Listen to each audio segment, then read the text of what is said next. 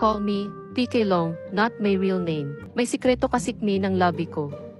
Sumubok kami ng toys pero di niya type kasi daw, maganit, kasi nga rubber. Maganit. Mas na-enjoy namin ang veggies.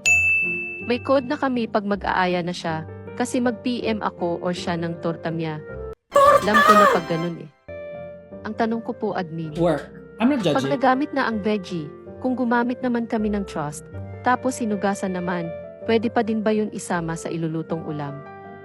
Nanghihinayang kasi kami, di naman naputol or lumambot eh, parang wala naman nangyari.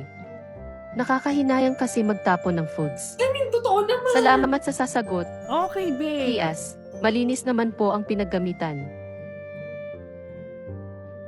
Number 1, good for you. Mahirap magsayang ng pagkain in this economy.